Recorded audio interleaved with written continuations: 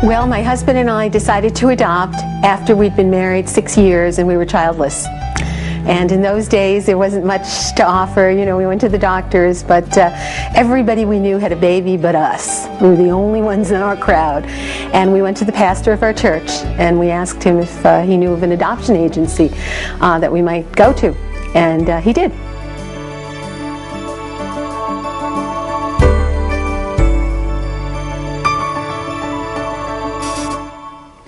Welcome, everyone, to Family Comes First. I'm Vincent J. Russo. And I'm Kim Burke. Thanks for joining us today. The theme of our program is simple. It always comes back to family. Unfortunately, not everyone is blessed with the ability to have children and create a family.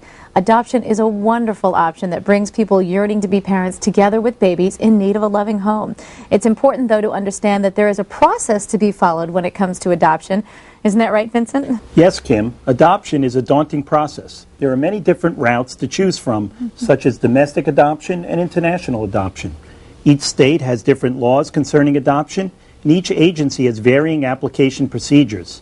Although the options may seem overwhelming, there are many resources to help make sense of these important decisions. The process, at times, can be a long road, but it's a road worth traveling. The end result is what is important, having a family. Absolutely, that's the most important part. Well, today we're going to sit down with two mothers who have had a wonderful family experience through adoption, Lana Noone and Cynthia DiMicelli. Lana and her late husband Byron were pretty much the pioneers of international adoption on Long Island in the 70s. Wait till you hear their story. And Cynthia, now an adoption consultant, and her husband Dominic adopted domestically. We're going to get a chance to meet both of these amazing women a little bit later, but first we have the distinct pleasure of being joined by adoption attorney Aaron Britvan and Fran Pantaleo, who is a parent of two adopted children. Aaron Britvan is a nationally recognized authority in adoption in the United States. Being a biological and adoptive father himself, Aaron took upon a labor of love and has been exclusively practicing adoption law for over 25 years. Also, I am pleased to introduce my good friend, Fran Pantaleo, who adopted two children from Korea. Fran also practices elder law and special needs planning in Westchester County. Thank you both for joining us today. Good to be here. Thank you. I want to start first with three myths that a lot of people think about adoption because people really don't know where to start with it. The first one is, Aaron, I think a lot of people think, you know, the biological parents can come anytime and take my child away. Steal that baby away. Does this happen a lot? Because I think that's a big concern for people who are looking into adoption. It doesn't really happen a lot as long as you're careful. When I mean careful, you know, anyone looking to adopt has already gone through a lot of frustration, angst, you know, and a lot of problems. You must remember, though, that giving up a child is also a traumatic situation. Sure. So we must be mindful, you know, before the child is placed, that the parents, birth parents, are secure with the placement. And as long as you are careful, the possibility of them coming forward to take back the child is very remote. And the laws are different in different states, but New York State, and New Jersey as well, but New York State certainly has developed pro-adoption laws recognizing that the best interest of a child is permanency in a loving home. And so although they try to protect everybody, the child is the most important thing. So that's myth number one. That's myth number one. You always want to protect the child. Myth number two is a lot of people think there are no babies up for readily being adopted. There's so many myths, and that certainly is a myth. You know, we've heard, so far as domestic adoption, although things have slowed down internationally, a lot of people were going international. And I think that added to the myth that people are going international because there are no children domestically. Personally, I'd like to bring out that children all over the world deserve the permanency of a loving home. So it's not one direction or another. But we also know that we have, you know, that A word, abortion, and that we're in a new society where the mores are not against single people keeping children, single mothers, what have you. So then people make the assumption that based upon that it's difficult to adopt. But the truth of the matter is not a blessing to society, but there's an epidemic of out-of-wedlock pregnancy still in the United States. Well over 1 million pregnancies. Wow. A lot of babies and that need homes. That need homes. I think that anyone looking to adopt can and will be successful following, and it's very important, a straight legal path. And it's very important to be educated to all the things out there. Yeah, we're going to follow up with some questions on the legal path and the process, but I want to go to myth number 3. Can I take that one? Absolutely. Do you go out and buy a baby? Vincent, that's a very common misperception, and you'll be surprised if you adopt a child, particularly if you adopt a child from another race, how common it might be for people to just flat out and ask you that question. I had told Vincent that when my daughter was about 4 months old, she had arrived from Korea at the age of 3 months, and she was a striking baby with lots of hair. So people always stop me, and one of the things that you learn if you have a child who's of a different race that you adopt is you have to have an easygoing sense about people, strangers on the street coming up and talking to you. I took my daughter to a Italian pork store in Brooklyn. She was in the Snuggly with her big shock of black hair, and I'm waiting to order some sausages and some other things. We're having company for the weekend, and the woman behind the counter says to me, "Oh my God, look at that baby." She says, "Did you adopt that baby?" And I said, "Yes." And she said, "Where is she from?" And I said, "She's from Korea." And she said, "Oh my God, she's beautiful. How much did you pay for her?" Oh my goodness. In the middle of the pork store. And I said, "Well, you know, you don't really pay for the baby." And she screams to the back of the store, "Angelo! Look at that baby. Isn't she cute? $10,000 she paid for the baby." Goodness. I had people come up to me on the street when my daughter was 6 and 7 and 8 years old, and in front of her, at an age where she can understand it, also ask those questions. What does it cost? Who pays? How's the process work? Courts are governed by the law. Okay. And as long as you're following, as I said earlier, a straight legal path, you should succeed. You know, the expenses that you pay, and you have to take into account that the birth parents need an attorney, the adopting person or couple needs an attorney. There might be some expenses that are allowed to a birth mother, you know, for living expenses during the period of disability or what have you. So I generally say with all the legal fees and reasonable expenses that the cost might be somewhere between $11,000 and $15,000. Where do you start? You would like to adopt a child, and you're looking into domestic adoption, you're looking into international. You're saying you want to avoid certain people and certain, you know, things. Where do you start? Well, a good place to start is with a good support group.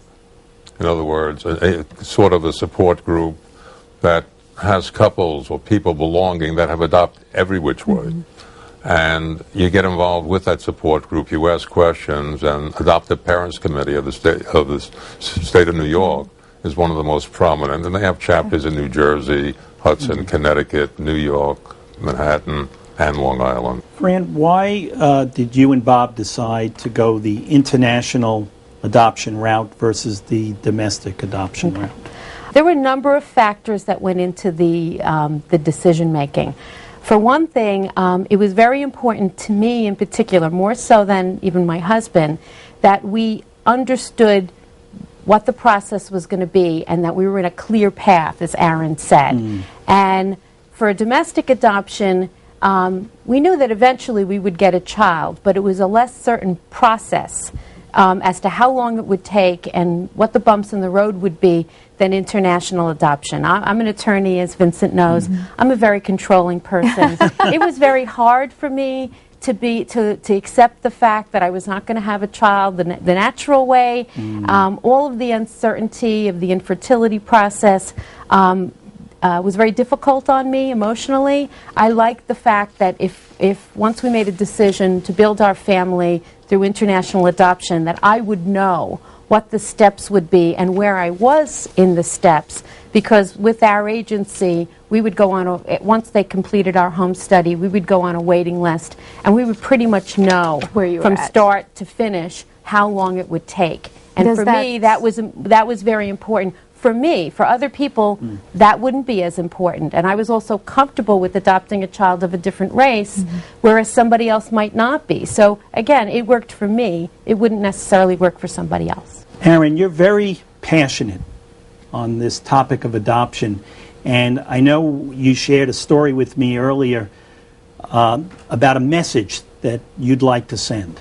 Well, two things. The miracle of adoption is that the love for the child is instantaneous.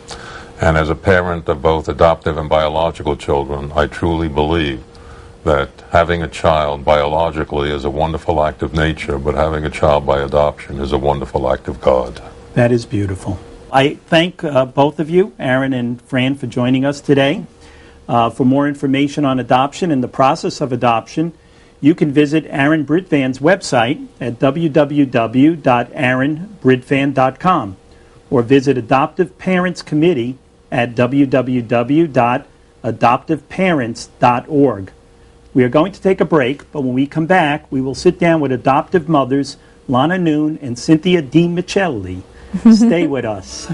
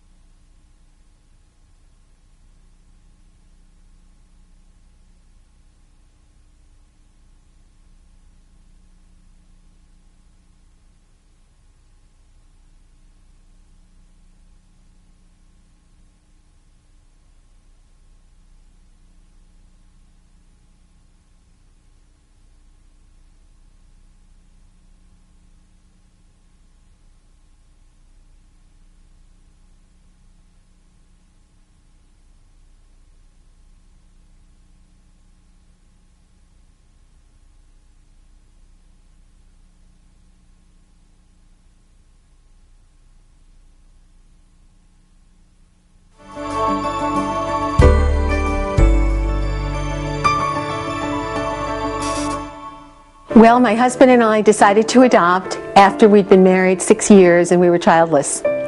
And in those days, there wasn't much to offer. You know, we went to the doctors, but everybody we knew had a baby but us. We were the only ones in our crowd. And we went to the pastor of our church, and we asked him if he knew of an adoption agency that we might go to. And he did. So we trooped into New York City, and at that time, this was the winter of 1974, we had planned on adopting a baby from the United States. And when we spoke with the social worker, she said there was a 2-year wait for an American baby. And I remember thinking, oh no, another 2 years of being childless. And so we said, well, any other options? Can you offer us anything else? And she said a very fateful sentence. She said, have you considered adopting a baby from Vietnam? Well, we started the proceedings in November of '74, and in February of 1975, they said we'd have a baby in 6 to 9 months. We had a photo of a baby that we received in late February 1975, and we named her Heather Constance Noone, and we waited. The baby lift began in March of 1975, and then President Ford, who was an adoptee himself, authorized baby lift on April 2nd, 1975, after the plane landed in Oakland, California. Well, Heather arrived on April 23rd, hospitalized on April 29th, and she died. She died on May 17th, 1975, at 4:30 in the afternoon. Right before she died, she was in the ICU. Our pastor baptized her, and that meant a lot to us. Her funeral was on Tuesday, May 20th, and that night, the president of our adoption agency phoned and said there are 3 babies left in hospital in Denver, Colorado, Denver Children's. 2 of them are ready to be released in the next day or so. The 3rd one is still quite ill. It's touch and go. Would you like one of those babies? And we were grieving for our daughter. The funeral had just been that night, Tuesday night. And we were thrilled, actually, at the thought we might still be parents, because after Heather died, I thought, oh, this must be it. Here we were, you know, miscarriages, no child, birth child. We go through all this adoption, and then Heather died. And I spoke to my pastor, and I said, do you think maybe God doesn't want us to be parents? It seems like something's going on here. And he said, no, have faith. And that was very helpful. And then Tuesday after her funeral, we get the call. So it was like, you know, God was opening a window. And we said, well, we can't take one of those 2 babies because we're grieving for our daughter, and it would be too soon. There's no way we could do that. And she said, well, the 3rd baby is quite ill. If she survives, she's your daughter. And that baby became my daughter, Jennifer Noone, who's now 34 years old. She was the last baby to be evacuated from Vietnam, April 26th, 1975, and she arrived home to us on June 5th, 1975. We adopted our son, Jason Pak Noone, and he arrived from Korea on December 11th, 1979. What made us decide to adopt another child after we adopted our daughter Jenny was that we just didn't want her to be an only child. Both my husband Byron and I had siblings, and we thought that was the best way, you know, for children to be raised. We eventually discovered that we were actually pioneers in international adoption for the entire Long Island community, and sometimes we felt it was important to educate people, and we would explain to Jenny and Jason, they knew they didn't look like us. And we talked to them about their birth countries. We went to cultural heritage programs, adoption group picnics, Christmas parties. We actually had Vietnam Operation Baby Lift Day at Shea Stadium one year. And we were on the Jumbotron. We had our whole group there. And they knew children who were adopted from foreign countries. What helped me most when raising my adopted children, of course, was my husband and my family and our faith, our church. Without that, I don't think we could have weathered some of the storms that happened, and trying to put it in perspective, the fact that we just were so grateful that we were allowed to be parents. I think my daughter talks about the fact that the Vietnam baby lift was a moment of great spiritual significance, and Jason thanks the missionaries who were the people who actually ran his orphanage and saved his life. And I think that's what adoption, international adoption especially, is a miracle. And just how blessed you are when you're a family that God has created in that manner. So I'm just thrilled.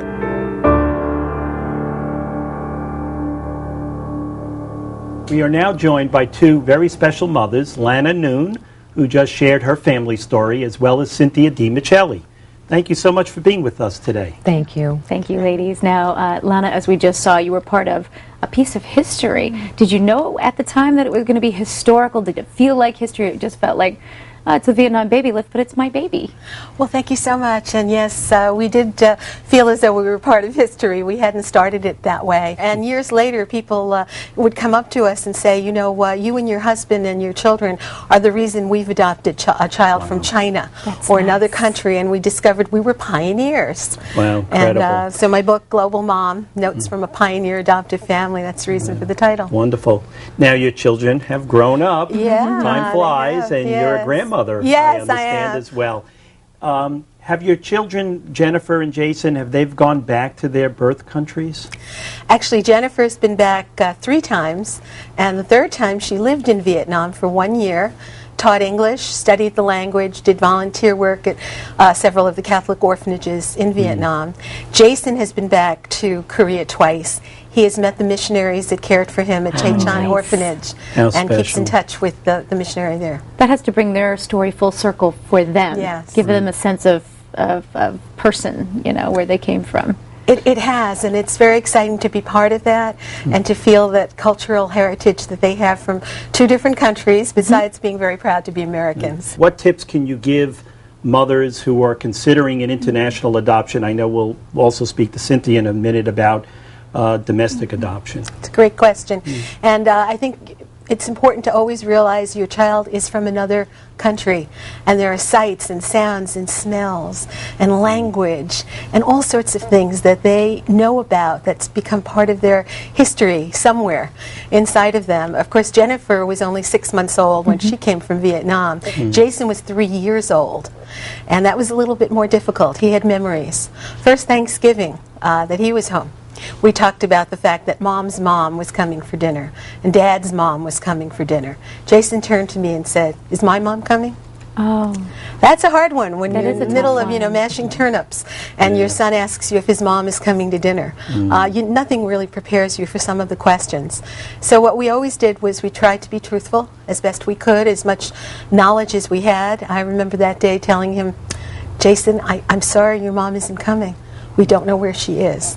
Cynthia, you, of course, you adopted domestically. Now you have one son that you adopted and one son that you gave birth to. Correct. I'm not sure exactly how I should say that. Is that correct? That is a correct way. How do you prefer? Just for a lot of people, I think a lot of people aren't sure, you know, what you should and shouldn't say. There is proper adoption language. They're both my children. I don't like the terminology biological or adopted. So I always say that, you know, after many years through infertility, I conceived Joseph, and Michael came to us as an angel.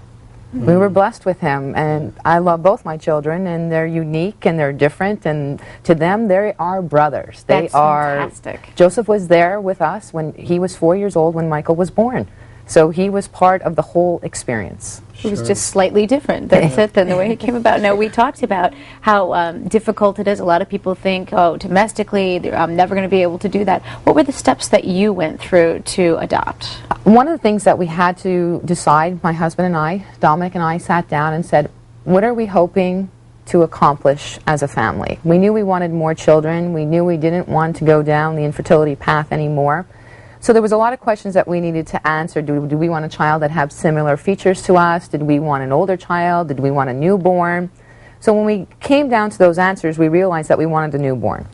So for us to have a newborn, it means to adopt domestically in the United States. And once we made that decision, then we started to outreach and talk to people who have adopted. And getting different feedback, you know, how did they go? Did they work with an agency? Did they work with an attorney? What were the pros? What were the cons? Just kind of compiling education for the right path for us to take. And we ended up finding the right path, which we chose domestic adoption here in the United States. We wanted a newborn, and we chose to work privately with an attorney. Yeah, we met Aaron in the resource room. He's a... has so much information and his experiences as an attorney and as a parent who has adopted. Tell us a little about that legal process that you went through, and I know Aaron was your attorney. We chose Aaron Britvan as our attorney for a couple of different reasons. For one of the reasons, we were talking about our family here. So it was very important that legally somebody who only specialized in adoption was looking after our interest. Mr. Britvan addressed a lot of our questions together. So once we made the decision after, we needed to be certified to be adopted parents. We couldn't just wake up and say, what does that mean, certified? Certified. We needed a background check. We needed to be fingerprinted. We needed a social worker to come into our home to review our living conditions, our financial status, that we were a family in good standing that had a home and financially could provide for a child. It's good to hear that there is this process in the child's best interest. It needs to be done for the child's best interest, but also it needs to be for the birth mother who's placing her child. Sure. Yeah. She needs to know that adopted parents have had some kind of background check. Birth mothers who place their children for adoption, it's not the 16-year-old. It's a variety of different reasons. And they place their children for adoption not because they're not caring, it's their social economic status. The hardest way is to carry this child and give this child unconditionally to a family. It's very brave, unselfish. very unselfish, and it's a decision that probably sometimes maybe once in their life they're saying, I'm not going to think about myself. I'm thinking about this child. You're making such an important point because there may be this perception out there that these are bad people. You know, this is a mother who doesn't love a child that's going to be born of theirs, or just hasn't lived their life the right way, and you're bringing out the point that, you know, these often can be very good people who are making a decision to give life. Adoption is in the forefront now. With people getting married later in life and experiencing infertility, the bottom line is, if you want to be a parent, there's options for you. Sure. You know, there's no greater joy in life than being a parent, as most of you will agree. Right. So as the children start to talk about it, it's no longer a hidden factor. They've come into a family that loves them. I think most people need to realize that if you want to be a parent and you've tried other ways, and at the end of the day you still want to be a parent, then adoption is a beautiful thing. There's different ways for you to adopt, get your education, speak to people. But at the end of the day, when I kiss my children goodnight, that's all that matters. Yeah. To your Well, children. Lana and Cynthia, thank you so much for being here today. Your insight is certainly helpful to many families out there considering adoption or who have adopted children. So let's go now to Monsignor McNamara for a spiritual reflection on today's topic. It was 1941. A couple had tried to conceive for 9 years. They adopted a boy from an orphanage in Pennsylvania. 3 years later, they adopted a little girl. At the time, the woman was pregnant and did not yet have this confirmed by her doctor. But in January of 1945, she gave birth to her late life surprise. They now had 3 children, all close in age. Life has many twists and turns, as we see in the story of Lana that she tells us on our version of Family Comes First today. Lana and her husband took the daring step in 1974 of adopting a child from Vietnam. Tragically, that child died, but they persevered and adopted Jennifer and Jason. It's a beautiful story of creating a family out of love. I love the advice their pastor gave them when Lana asked if he thought that God did not want them to be parents. He told them to persevere and have faith. We can be too quick to decide what God wants of us. We need to trust in God and do our best to love. That is what Lana and her husband did in 1975. That's what that family did back in 1941. I know this personally. I am that late life surprise. Adoption is a wonderful process that builds families. The best part of adoption is that it serves the best interests of the child, providing a loving, nurturing home. All of the mothers we've met today certainly did just that for their children. Think about all the joy that is given to the child, the parents and grandparents, when parents take a bold step to welcome a new family member into their family through adoption. It's quite true, Vincent. Absolutely. For more information on adoption, you can visit the website of our resource guest, Aaron Britvan, which is www.aaronbritvan.com, and Adoptive Parents Committee Incorporated at www.adoptiveparents.org. And of course, you can always get more information on all the topics that we explore here on Family Comes First at, you betcha, www.vjrussolaw.com. So have a great day, Vincent. Thank you, Kim, and have a great day as well. And thank you all for joining us. And remember, family truly does come first.